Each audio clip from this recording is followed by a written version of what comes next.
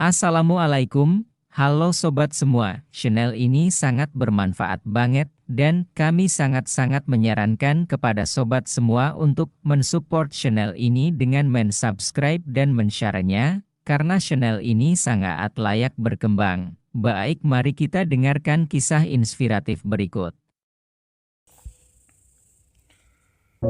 Dahulu kala ada seorang petani miskin memiliki dan memelihara seekor kuda putih yang sangat cantik dan gagah.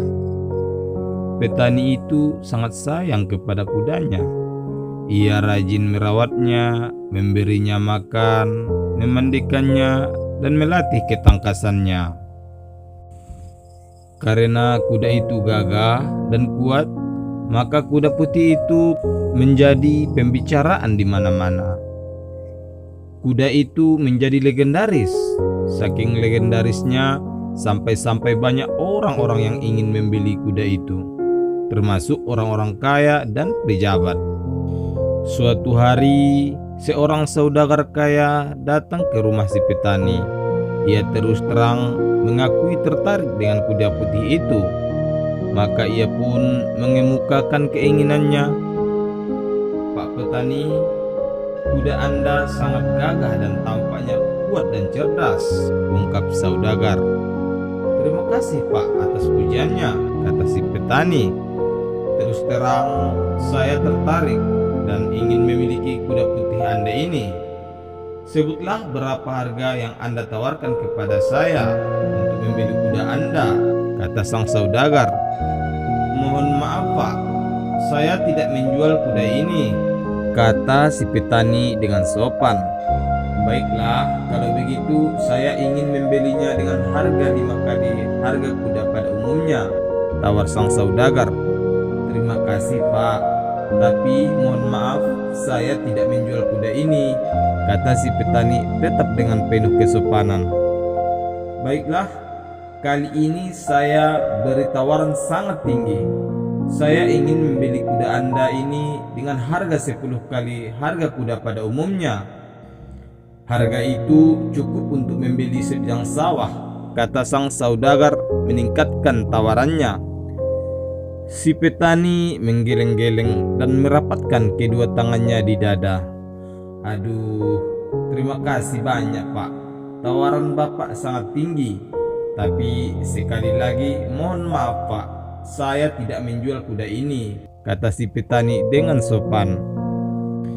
Sang saudagar tentu saja kecewa, tapi ia tidak marah karena si petani melayaninya dengan sopan dan juga menolak dengan sopan.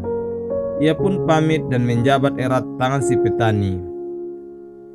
Setelah sang saudagar pergi, si petani didatangi oleh beberapa tetangganya yang juga petani dan menanyakan maksud kedatangan sang saudagar. Si petani pun menceritakan pembicaraannya dengan sang saudagar.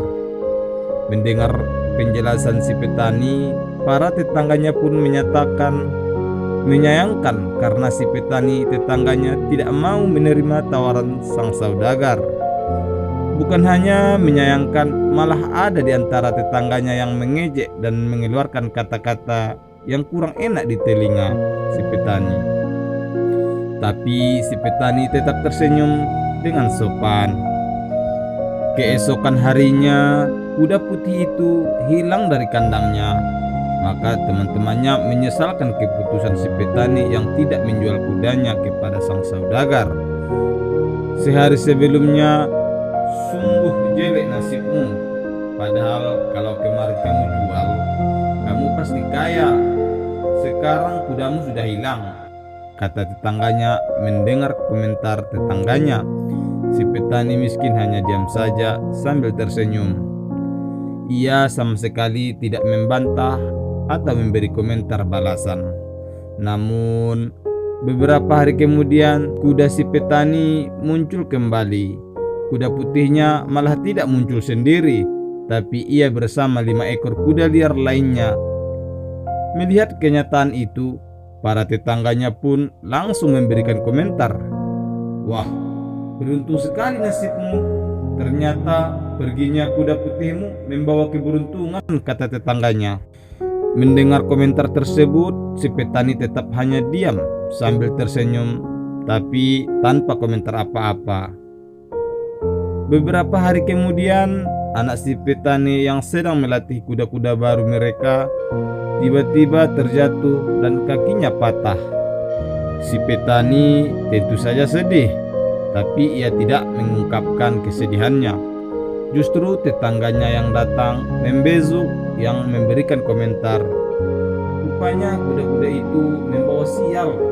Lihatlah sekarang, anakmu kakinya patah, kata tetangganya. Mendengar komentar tetangganya yang juga sama-sama si petani miskin itu tetap diam sambil tersenyum tanpa berkomentar. Seminggu kemudian terjadi peperangan di wilayah itu. Semua anak muda di desa dipaksa untuk berperang. Tetapi anak si petani yang juga seorang pemuda tidak dipaksa, bahkan dibiarkan saja tidak ikut berperang karena kakinya patah dan tidak bisa berjalan. Beberapa tetangganya kemudian datang ke rumahnya dengan wajah muram dan sedih. Bahkan ada di antara mereka yang menangis. Beruntung sekali nasibmu, karena anakmu tidak ikut berperang. Kami harus kehilangan anak-anak kami, ujar salah seorang dari mereka. Mendengar ungkapan hati tetangganya itu, barulah si petani miskin berkomentar, "Janganlah terlalu cepat membuat kesimpulan dengan menyebutkan tentang nasib baik atau nasib buruk. Semuanya ini adalah satu rangkaian proses yang belum selesai," kata si petani miskin.